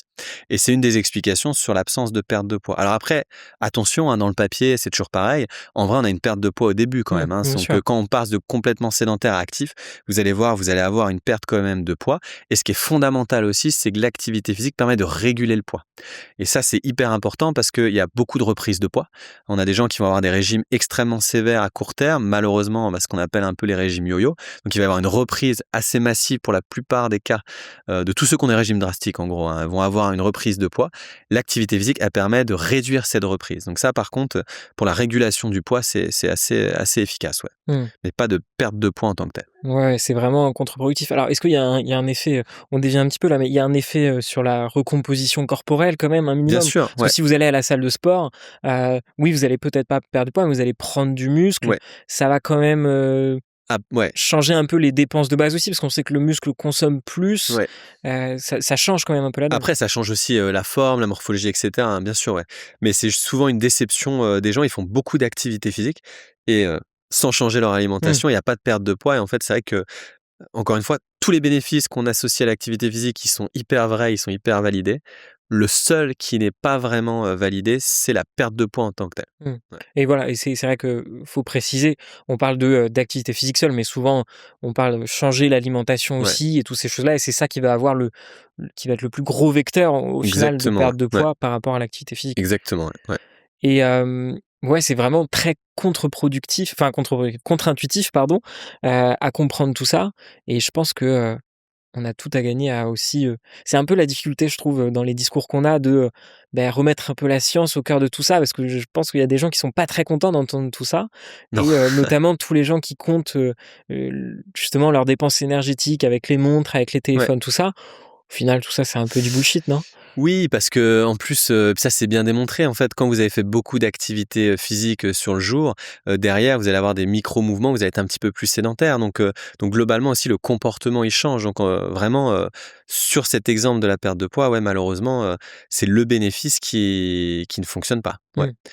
Mais encore une fois, il y a un changement de composition corporelle, il y a tous les autres bénéfices, qui arrivent et le maintien du poids quand même qui est fondamental. Ouais. Ouais. Oui, on dit quand même aux gens, de toute façon, quoi qu'il se passe, il y a tout un tas de bénéfices au fait de bouger et même si la perte de poids en fait pas forcément partie, en tout Oui, cas. mais c'est souvent, ce qui permet aussi de répondre, parce que souvent, les gens nous disent, qu'ils voient des gens finir le marathon et qui ont un bon ventre. Et pourtant ils ont fait énormément de préparation et souvent il y a une incohérence et ils se disent: «Mais pourquoi?» En fait, ça s'explique très bien.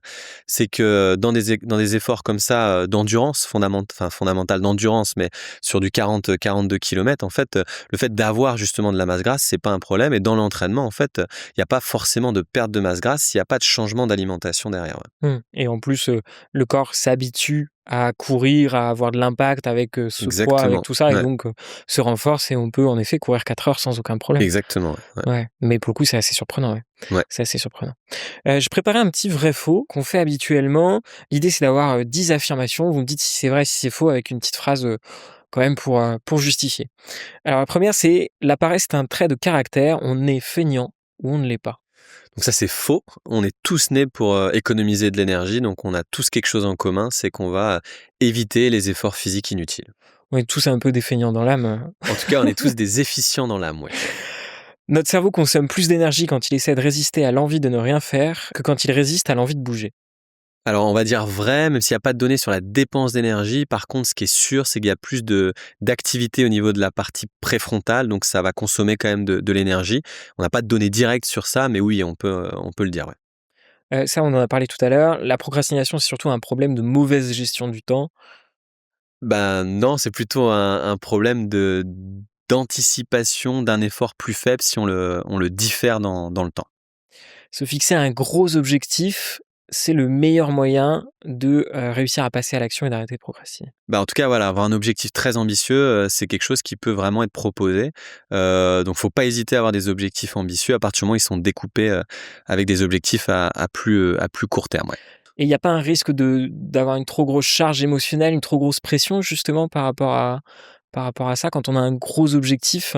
Alors il faut par contre qu'il soit atteignable, bien sûr, hein, c'est un gros objectif, atteignable, mais typiquement, voilà, faire du 0 à 100 kilomètres en 1 an et demi. Alors là, ils vont être suivis bien sûr par des chercheurs, des médecins et cetera, mais ça veut dire que le corps humain, alors on va voir, mais je suppose que ça va bien fonctionner, que le corps humain, il est prêt à faire ça. Donc ça, pour moi, c'est un objectif ultime, hein, 100 kilomètres en montagne avec beaucoup de dénivelé. Donc ça, c'est un objectif qui est tellement élevé que oui, et c'est pour ça on peut dire: «Faites des objectifs très élevés», c'est pas un problème sur les sports d'endurance. Mmh. Clairement, c'est un objectif de courir, le 100 mètres en moins de 10 secondes et que vous avez 42 ans, bah là, on va vous dire tout de suite, c'est pas possible. Oui, ça va être compliqué. Faut que ça reste Faut que humainement possible, quoi. Voilà, mais sinon, oui, après, ça peut être très élevé, ouais. Ouais. OK. Les enfants bougent naturellement plus que les adultes parce que leur cerveau n'a pas encore appris à économiser l'énergie. Alors, ça, c'est faux puisque les enfants, dès le début, ils vont économiser de l'énergie. On le voit sur l'apprentissage de la marche. Il y a des jeunes parents, là, ils vont voir qu'au début, quand leur enfant apprend à marcher, il va lancer, la jambe droite ou gauche, puis le bus, puis ensuite la jambe gauche va partir. Donc c'est quelque chose qui est très, très coûteux et au fur et à mesure, ils vont voir que leurs enfants vont apprendre à avoir une marche qui est beaucoup plus économe en énergie et donc il va y avoir vraiment, une réutilisation, en fait, de l'énergie, cinétique du mouvement et leur marche va devenir efficiente. Donc dès l'enfance, on va développer une habilité pour aller retrouver un pattern de marche, donc un comportement de marche qui est moins coûteux. On le trouve aussi d'ailleurs chez les adultes au ski, dans les apprentissages moteurs, et cetera. Donc ça, il y a cet élément. Par contre, ce qui est vrai, c'est que là, je vous ai dit que l'être humain, il est né pour conserver de l'énergie. En fait, ça bouge au cours de l'évolution en termes d'âge. Quand vous êtes enfant, vous n'avez pas de pression réelle à conserver de l'énergie, c'est vos parents qui la gèrent. Mmh. Quand vous devenez quand vous devenez adolescent, par contre, là, vous avez une pression qui est énorme à conserver l'énergie, parce que vous êtes en train de vous développer, et notamment chez les filles, hein, qui sont en période où finalement elles peuvent tomber enceintes, donc il y a un besoin vraiment de conserver de l'énergie. Donc là, la pression augmente. Ensuite, à l'âge adulte, il y a une pression qui vient un petit peu moins élevée, et puis chez les personnes âgées, la pression, elle est beaucoup moins importante pour conserver de l'énergie. Donc en gros, les enfants, ils sont nés aussi pour économiser de l'énergie. Je reprends l'exemple des enfants au parc, mais c'est l'exemple parfait, hein. Ils refusent vraiment de marcher jusqu'au parc parce qu'il n'y a aucun intérêt. Donc ils sont nés pour économiser de l'énergie. Par contre, s'ils s'amusent, ils peuvent la dépenser sans compter parce que eux, ils savent que l'énergie va être apportée par leurs parents. Enfin, ils savent. Leur système est construit pour faire que c'est pas eux de gérer leurs dépenses d'énergie. OK. Nos ancêtres chasseurs-cueilleurs ne connaissaient pas la paresse, ils étaient toujours en mouvement. Ben non, justement, ça c'est l'illusion parce que nos ancêtres, ils étaient à la fois très actifs physiquement, entre 13 à 14 kilomètres de marche par jour pour la chasse et la cueillette. Dès que c'était pas pour cette activité ou les jeux sociaux, ils étaient sédentaires. Donc ils sont à la fois très actifs et à la fois très sédentaires. Si on procrastine, c'est qu'on n'est pas assez motivé, il suffit surtout de trouver sa motivation? Bah, en tout cas, c'est sûr qu'à partir du moment où vous avez une récompense qui en vaut la peine dans l'ici et le maintenant, le coût de l'effort, il va être plus faible que cette récompense, donc vous allez vous engager. Faire sa fiche des impôts le plus tard possible, on comprend bien qu'il y a très peu de personnes, à part si vous avez vraiment une bonne déduction fiscale, d'aller faire vos impôts dans l'ici et le maintenant. C'est pas agréable. À partir du moment où c'est une activité agréable, là, vous allez pouvoir le faire et pas procrastiner. Et enfin, culpabiliser quelqu'un qui procrastine, ça peut l'aider à se bouger. Alors non, par contre à court terme, oui. La culpabilité, ce qu'on appelle la régulation introjectée, c'est efficace pour le déclenchement. Par contre, il y a plein d'effets, pervers et négatifs sur la santé mentale, parce qu'on n'est pas bien derrière si on fait pas le comportement. Donc ça peut être un déclencheur, mais encore une fois, c'est pas le déclencheur optimal. Il faut mieux aider la personne à identifier le pourquoi du comportement et trouver des bons motifs d'agir. Mais tout ce qui est la pression externe du médecin ou la culpabilité, par exemple, du partenaire, non, il faudrait que tu fasses de l'activité physique, c'est quelque chose qui va plutôt être associé à des motivations de faible qualité. Et je le redis aussi, c'est important, il faut pas confondre la quantité de mouvement à la qualité de mouvement. On le dit souvent en éducation physique et sportive, mais pour faire bouger des enfants, c'est facile, hein. Vous remplacez les profs de PS par des maîtres à chiens, il y a 1 heure de séance de PS, ils vont courir 1 heure. Dès que la personne sort, ils vont plus du tout s'engager. Donc c'est pas parce qu'on bouge beaucoup que c'est de la qualité de motivation. Donc il faut trouver une motivation qui va permettre de créer l'engagement à long terme et l'introjection, c'est quand même pas terrible. OK. Et quelqu'un là qui nous écoute, qui, dit: «OK, je commence à comprendre un peu le pourquoi du comment, j'y arrive pas, mais maintenant par quoi je commence au final?» Ouais. Bah, il y a plein de petites solutions, mais la première en tout cas, si, la personne veut se mettre à l'activité physique, ce que je conseille, en tout cas comme départ, c'est peut-être d'engager quelqu'un avec soi. Ça, on peut assez bien le démontrer qu'il y a un engagement dans un contrat finalement implicite avec un ami ou une personne. Et ça, c'est assez efficace pour déclencher le comportement. Peu importe le comportement, ça peut être de la marche, peut être de la natation, enfin c'est ce que vous voulez. Mais en tout cas, d'engager quelqu'un avec soi, ça va être assez efficace. Et trouver quelque chose qui vous plaît. Ça, c'est quand même encore une fois fondamental. Là, je donnais l'exemple de la natation, c'est peut-être pas le meilleur exemple. Pourquoi? Parce que la natation, il y a un coût pour y arriver. Mmh. Il y a un coût pour y arriver, il va falloir prendre votre sac, il va falloir vous déshabiller, mettre votre maillot, et cetera. Donc c'est-à-dire la séquence qui vous amène de chez vous dans le bassin, il y a un coût en fait, il y a un effort aussi à faire, qui fait que c'est un petit peu plus complexe à mettre en place. Il faut peut-être un peu plus s'organiser. Quand vous rentrez dans l'eau, c'est un peu froid, donc c'est un peu désagréable. Donc c'est peut-être pas le meilleur exemple. Vous pouvez avoir des activités qui, vous mettez vos chaussures, vous êtes parti. Et à partir du moment où la séquence décisionnelle elle est très courte, ça va être plus facile de vous engager. Donc peut-être un comportement facile à mettre en place et avec quelqu'un, ça c'est quelque chose qui peut être assez efficace. Et puis après, bah, vous allez diversifier et vous allez augmenter. Mais encore une fois, c'est pas nécessaire de tout de suite se mettre à faire des grandes sorties, parce que là vous allez avoir des douleurs, avoir des risques de blessures aussi, hein, qui vont se mettre en place. Donc on va plutôt aussi privilégier la progressivité. Et le fait d'avoir un coach, est-ce que ça aide? Ouais. Voilà, on a discuté justement de ça avec l'animateur de Grand Bien vous fasse, Ali Rebéi, qui est un coach sportif pour le mouvement et l'activité physique. Et justement, ce qu'il expliquait, c'est que sans ce coach, il n'arriverait pas forcément à se motiver tout de suite parce qu'il a une reprise d'activité physique. Donc le coach, il peut être vraiment efficace, hein, pour se remettre en mouvement. Après, ça a un coût aussi, hein, c'est ça qu'il faut réfléchir. Mais le coach, il est bien formé, etc. Il va vous trouver des ingrédients, il va vous faciliter la prise de décision. Parce que le coach, il est là et il vous dit, bah, il y a la séance qui est prévue, donc vous allez effectivement plus facilement mettre la séance en place. Maintenant, c'est pas indispensable parce que encore une fois, c'est un coût et il y a d'autres moyens de le faire. Et en fait, quand je vous dis de prendre un partenaire, ça remplace un peu le coach. Alors pas en termes de compétences sur les contenus, mais en termes de facilité de vous engager dans le comportement. Donc c'est pour ça qu'un autrui significatif, quelqu'un qui est autour et qui organise ou qui est avec vous dans la pratique, ça facilite vraiment l'implémentation. Et est-ce que dans son quotidien, on n'a pas moyen justement de nous aider à retirer les freins qui nous empêchent justement à passer à l'action? Est-ce que on pourrait pas, «piéger» entre Ouais. guillemets son quotidien pour réussir? Alors, il y a 2 choses à vraiment différencier, c'est les séances de sport ou les séances d'activité physique ou d'exercice. C'est-à-dire, il y a un temps, un espace-temps particulier dans votre journée que vous réservez pour faire de l'activité physique et c'est globalement tout ce qu'on a parlé, hein, pendant le podcast quasiment. Et après, il y a les activités physiques un peu incidentes qui émergent dans la vie de tous les jours, les escaliers, versus les escalators, descendre de l'arrêt de bus ou de l'arrêt de tram une fois avant pour, marcher un petit peu.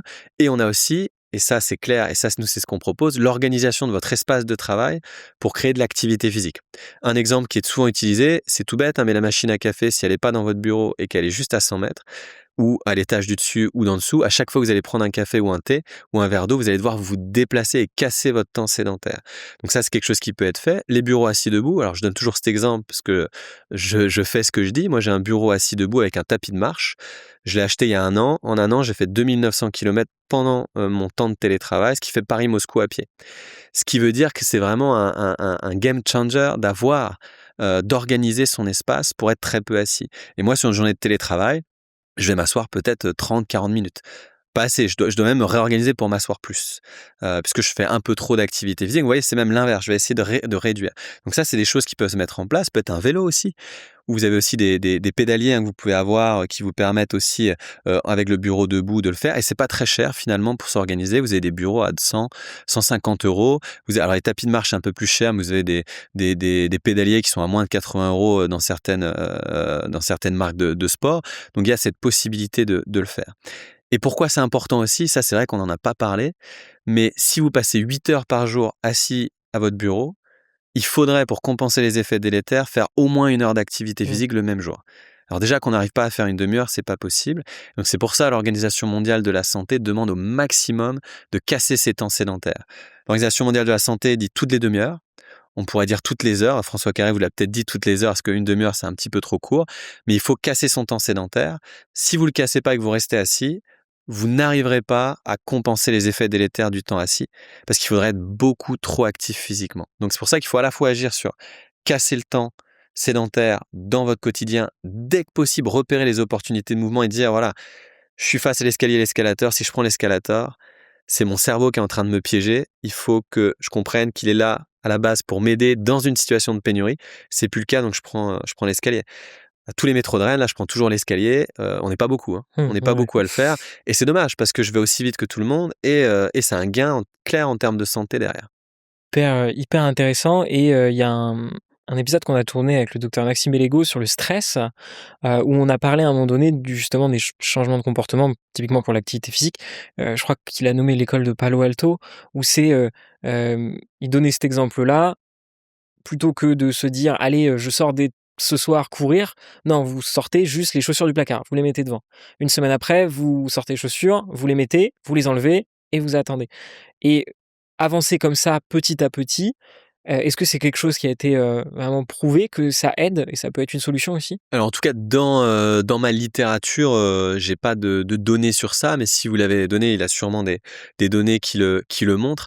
Après, dans cette manière de voir, c'est l'idée qu'on va faciliter la prise de décision encore une fois et qu'on va s'habituer.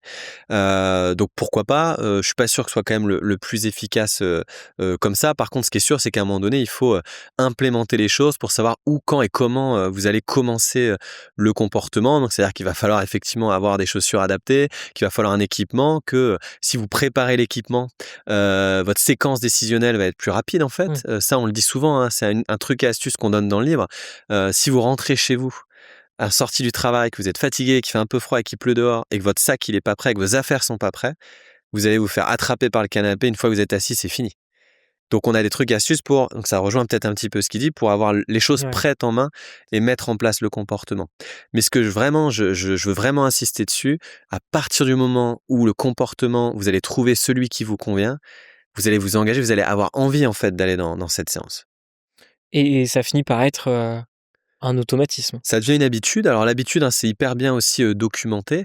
L'habitude, il y a 3 piliers en fait de l'habitude. Le premier pilier, c'est ce qu'on appelle le signal comportemental, donc l'indice comportemental dans l'environnement, donc le signal environnemental. Par exemple, vous rentrez chez vous. Par exemple, ça peut être aussi les midis, donc ça peut être 1 heure, ou ça peut être je vais voir tel ami. Enfin, c'est un signal particulier qui va déclencher le comportement, donc par exemple de marche, de course, de vélo, enfin ce que vous voulez, et qui est associé à une récompense. À partir du moment où vous avez le signal, le comportement et la récompense, à chaque fois où il y a le signal, vous allez mettre en place le comportement, il va être associé à une récompense. Et qu'est-ce qui va se passer? Tout ça va s'automatiser. Et ce qu'on peut montrer là au niveau de la neuroscience cognitive, c'est qu'on va passer d'une régulation qui est plutôt justement préfrontale, qui demande des ressources, à une régulation qui va être automatique. Ce qui veut dire que Bah, quand vous allez avoir le signal dans votre environnement, vous rentrez chez vous, posez pas la question, vous prenez le sac et vous partez à la salle de sport. Posez pas la question, vous prenez vos chaussures. Un exemple qui marche bien aussi, hein, imaginez que vous alliez tous les jours à votre travail en voiture. Ce jour-là, vous devez prendre le train. Je pense que ça arrive à tout le monde sans s'en rendre compte de prendre le trajet habituel, alors que cette fois-ci, on doit aller à gauche. Ça, c'est vraiment de l'habitude.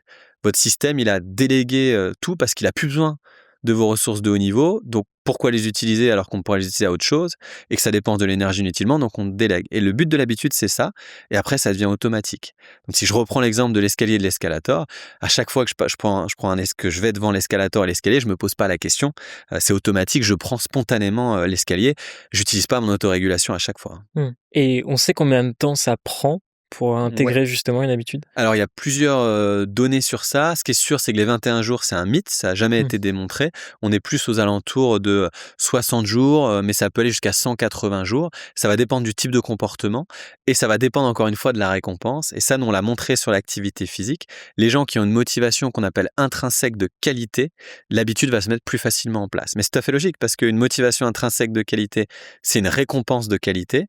Et encore une fois, le triptyque de l'habitude, c'est déclencheur, comportement, récompense. Donc, si la récompense est plus élevée, le substrat, l'ingrédient en fait actif va être plus important et donc l'habitude va se mettre plus facilement en place. Mais en gros, ouais, il faut au moins 2 à 3 mois pour que ça se mette en place quand même. OK. Et est-ce qu'on peut imaginer un jour, le cerveau qui, au fur et à mesure de l'évolution, qu'on a réussi un peu à le reprogrammer et à faire Ouais. en sorte qu'il, soit plus à la recherche du moindre effort, mais à l'inverse, qu'il aille chercher un petit peu cette, progression et cet effort-là comme quelque chose de bien pour lui? Alors, il faudrait que ça se passe sur la sélection génétique. Donc, il faudrait que le fait de traiter l'effort comme un coût devienne un désavantage sélectif. Donc là, comme ça, Ça semble compliqué. je le vois pas. Ouais, ouais, je le vois pas comme ça. Ouais, ouais. Ouais, parce qu'au final, parce que faut bien dire une chose aussi, c'est que les comportements de sédentarité, mais comme les comportements d'addiction aux réseaux sociaux, toutes ces choses-là, il y a deux choses. C'est on vit dans une société d'abondance, et d'un autre côté, la vie, le quotidien est marketé pour Ouais. que les gens soient sédentaires, pour que les gens prennent la malbouffe, pour tout ça en fait. Et Ouais. il y a une sorte de pression constante de l'environnement Ouais. pour ce moindre effort-là. Ouais, on a un papier où on montre que tout l'espace autour des individus, pendant le travail ou à l'école, chez soi, dans les temps de loisirs ou le déplacement, il est construit pour donner ces opportunités de minimiser l'effort. J'aime bien donner ce chiffre, hein. Moi, je fais plutôt de la recherche quand même de plus en plus sur les enfants, parce qu'au département d'éducation physique, bah, on est intéressé par l'éducation physique. Et ce qu'on a montré, ce qu'on a calculé, c'est que vous prenez un enfant du CP à la terminale, il passe l'équivalent d'une année entière, nuit incluse, assis sur une chaise. C'est-à-dire que du CP à la terminale, le système scolaire les assoit une année. Et ce qu'on peut démontrer de façon formelle, c'est que plus vous bougez, plus les enfants bougent, plus leur capacité cardio-respiratoire est élevée, meilleure est leur santé physique, bien sûr, meilleure est leur santé mentale, mais surtout meilleure est leur performance cognitive et leur réussite scolaire. Donc le fameux décalage corps-esprit qui est soi-disant attribué à Descartes, d'ailleurs qui n'a jamais dit ça, hein, il n'a pas dit que le corps est une entité différente de l'esprit, on lui attribue ça, mais c'est un mythe, il n'a pas proposé ça. L'idée que le corps est séparé de l'esprit, qu'il faut dompter le corps pour les apprentissages de l'esprit, c'est totalement faux, les données montrent complètement le contraire. Le corps est un support à l'apprentissage. Donc là, par exemple, dans l'école, c'est quelque chose qui devrait être complètement changé, il faut vraiment que ça change, il faut qu'on remette en mouvement les élèves pour leur santé physique, leur santé mentale, mais aussi simplement rien que pour leur performance scolaire. Donc ça, c'est un exemple à l'école. Au travail, bah, bien sûr, on voit qu'il y a beaucoup de métiers où les gens vont être sédentaires et c'est difficile d'organiser des choses pour avoir une culture du mouvement en entreprise. J'ai fait 10 ans en Suisse. En Suisse, on a une structure, alors c'est un peu comme l'Agence nationale de la recherche, mais ça s'appelle le Fonds national suisse. Et bah, tous leurs employés au Fonds national suisse, ils ont 1 heure rémunérée pour faire de l'activité physique. Donc je crois qu'ils sont à 40 heures, bah, ils ont 39 heures de travail et 1 heure payée d'activité physique. Ça, c'est une politique volontariste et qui est extrêmement efficace, à la fois pour l'employé, mais aussi pour l'employeur. Meilleure productivité, meilleure santé mentale, moins d'arrêt maladie. Donc du coup, il y a un gain en fait pour tout le monde. Mais pour le moment, la société, elle est organisée vraiment pour éviter au maximum que les gens dépensent de l'énergie.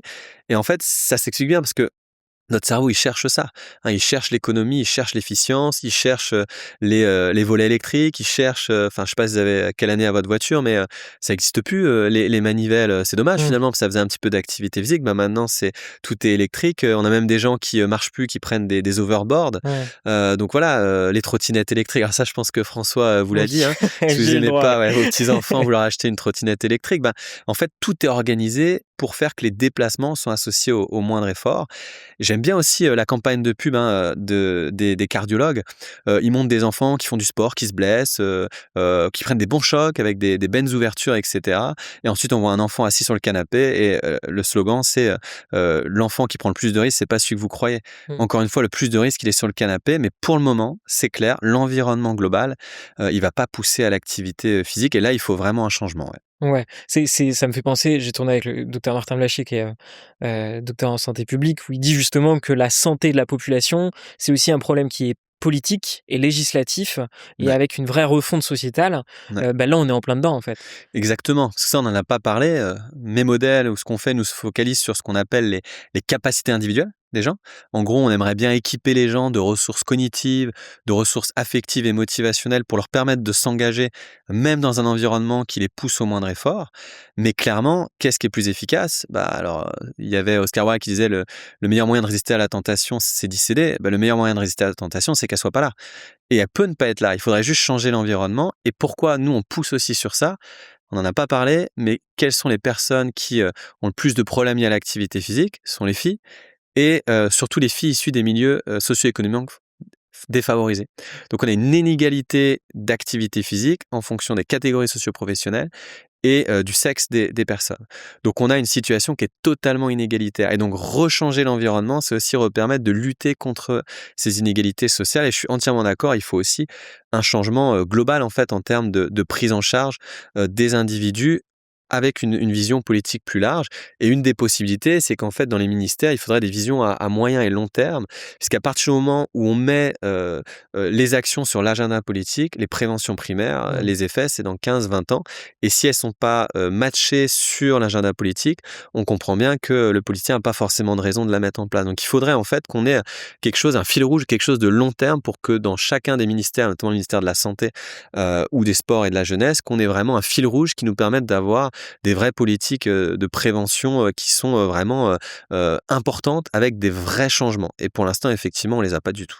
Ouais, et des changements aussi qui sont pas, dogmatiques, qui sont pas juste, on va augmenter le numerus clausus, on va, forcer mais Non, non, non, c'est ouais. genre des vrais changements où on dit: «Voilà ce que dit la science, voilà ce qui fonctionne d'un point de vue scientifique et voilà ce qu'on va faire». Ouais, le métro, de Rennes, par exemple, hein, il y a les ascenseurs, donc pour les personnes à mobilité réduite, il y a pas besoin d'escalator. Mmh.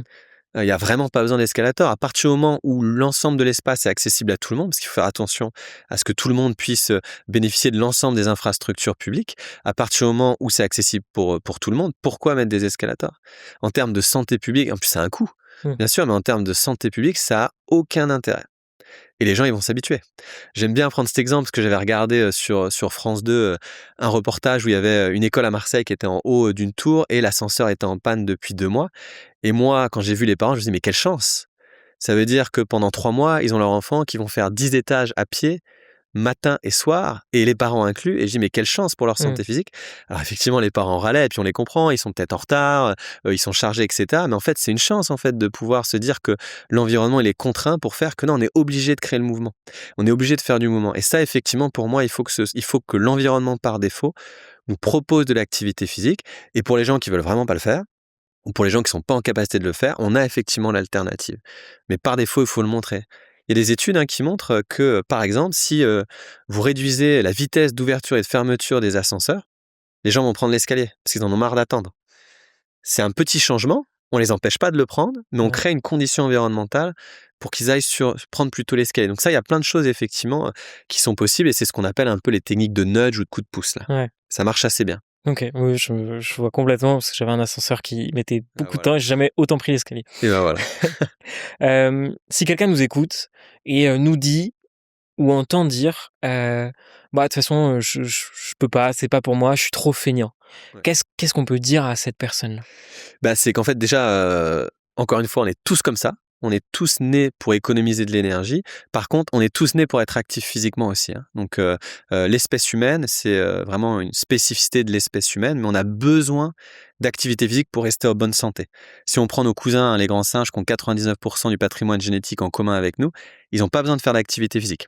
Herman Ponzer, justement, l'auteur avec qui on parlait sur l'activité physique et perte de poids, compare la vie des grands singes à la vie de retraités sur une croisière sur les tropiques. Ils font rien, pas de problème cardiovasculaire, pas d'obésité, pas de diabète de type 2, etc. Donc nous, les êtres humains, on a besoin d'activité physique, c'est un fardeau de l'évolution, mais ça veut dire aussi qu'on est né pour être actif physiquement et qu'on est l'espèce sur la planète avec les plus grandes capacités d'endurance. On n'a pas de concurrent, surtout par temps chaud et par temps humide. Donc déjà, rappelez aux gens, on est né pour économiser l'énergie, mais on est né pour être des athlètes d'endurance. Toutes catégories confondues, on est les meilleurs. Donc on a les capacités de le faire. Ça, c'est la première chose. Et ensuite, comment les faire pour se motiver? Simplement dire, là, en fait, vous êtes en train de vous faire piéger par votre cerveau qui est en train de vous dire qu'il faut rester dans le canapé, et votre cerveau, il fait très bien son job parce que vous n'avez aucune raison de vous déclencher le comportement si vous n'avez pas de risque, s'il fait chaud, vous êtes bien et que vous avez bien mangé. Donc, il faut vous dire que vous êtes en train de vous faire piéger et de trouver des moyens dans le mouvement qui font que ça devient plaisant. À partir du moment où ça va devenir plaisant, vous allez rechercher ce comportement et vous allez l'apprécier. Il faut trouver la chose qui vous motive. Le sport, l'activité, ça peut être une excuse. Ça peut être une excuse pour voir vos amis. Ça peut être une excuse pour faire des voyages et où vous balader à des endroits que vous n'avez jamais vus, des chemins que vous n'avez jamais vus. Ça peut être quelque chose qui n'est pas lié vraiment au mouvement, en fait, mais que ce que ça vous apporte, la chose que vous recherchez doit inclure du mouvement. Et ça, normalement, en général, ça fonctionne assez bien. Donc, la règle, c'est ce qu'on dit dans le livre, hein. Si vous pensez ne pas aimer l'activité physique, si vous n'avez pas suffisamment cherché, il y a bien au moins quelque chose qui va vous plaire. Clairement. Ça, j'en suis convaincu. Et vous qui étudiez ça au quotidien, ça vous arrive quand même des fois d'être, un peu paresseux? Oui, typiquement, alors je fais un peu trop d'activité physique, je suis un peu dans l'extrême autre, mais bien sûr, il y a des fois, surtout là, ça fait un mois qu'il pleut, clairement, quand je voyais, la grosse averse, je me dis: «Oh super, je vais pas aller faire ma séance». Donc ça m'arrive aussi, bien sûr. Par contre, c'est sûr qu'au bout de 1 ou 2 journées où j'ai pas couru, je sens que mon système, il réclame le mouvement. Alors là, peu importe l'orage ou la tempête, je vais y aller. Mais par contre, ça m'arrive des journées de pas avoir envie d'aller. C'est pas un problème, pourquoi? Parce que c'est sur le long terme. Parce que mon objectif, il est à long terme. Et comme mon objectif est à long terme, je sais que de toute manière, moi, je vais réguler sur l'année, comme pour l'alimentation. Je fais très attention globalement à ce que je mange, mais je peux manger, là, j'ai mangé super bien à midi, j'ai pris entrée, plat, dessert, les trucs les plus copieux, parce que je sais que sur le long terme, de toute façon, je vais réguler. Donc, c'est toujours cette idée, attention au court terme et au long terme. Et par contre, j'ai toujours une activité physique que j'intègre dans ma journée. Et ça, c'est aussi un truc que je donne. Il faut trouver une activité physique, j'aime bien dire cette expression, qui a une low friction, qui a peu de friction. Quelque chose qui est assez simple à implémenter. Moi, j'ai une petite séance d'abdos que je fais tous les jours qui dure 7 minutes. Je l'ai jamais ratée depuis 2 ans, même avec la grippe. Parce que en fait, elle est tellement facile et tellement simple à incorporer que depuis 2 ans, tous les jours, je la fais et je l'ai jamais ratée. Parce qu'elle dure 7 minutes. Et ça, c'est un petit truc aussi que je peux donner aux gens. Si vous voulez intégrer quelque chose, quand vous avez des séances qui durent une demi-heure là, avec certaines marques qui proposent des choses d'une demi-heure d'extrême intensité, il faut du temps pour le faire et c'est tellement difficile, vous allez avoir pas envie. Donc, trouvez aussi des petites activités physiques qui vous demandent pas d'effort, très peu d'efforts, ça compte pas comme de l'activité physique et du mouvement, mais ça vous permet au moins tous les jours de faire un petit peu de mouvement, un petit peu de renforcement musculaire. Donc trouvez quelque chose vraiment avec peu de friction, et ça c'est assez efficace pour déclencher et mettre en place une habitude. Ouais. Complètement. On a, je pense, fait le tour du sujet. J'aime bien conclure en disant, qu'est-ce qu'on pourrait retenir, 5 choses à retenir de cet épisode-là pour les gens qui sont arrivés jusqu'au bout. Ouais. Alors peut-être leur dire, l'activité physique, elle est fondamentale pour la santé physique, mentale et cognitive. Les gens globalement n'y arrivent pas et vous n'êtes pas tout seul à pas y arriver. Il y a plein de gens comme vous. On peut l'expliquer à la lumière de la théorie de l'évolution, pourquoi votre cerveau, dans cet environnement moderne, vous êtes protégé, vous avez suffisamment de ressources, votre cerveau vous pousse au moindre effort, mais vous avez les capacités pour y faire face. Votre capacité préfrontale, on est aussi l'espèce avec les plus grandes capacités d'autorégulation, vous êtes capable de faire, et surtout, prendre du plaisir, parce que si vous prenez du plaisir, l'effort va devenir quelque chose d'attractif pour vous. Vous allez le rechercher, parce qu'il va vous donner des récompenses, et donc c'est quelque chose que vous allez vraiment rechercher de façon assez facile. Et donc finalement, on est tous capables de le faire. Il faut juste trouver les bonnes raisons et les bons moyens, les bonnes activités, mais on est tous capables d'être actifs physiquement. Prenez du plaisir, je pense que c'est le mot parfait. Exactement. Merci beaucoup. Avec plaisir. Merci à tous d'avoir pris le temps d'écouter le Labo d'Hippocrate. Si cet épisode vous a plu, partagez-le autour de vous et vous allez sûrement aider quelqu'un à bouger un peu plus.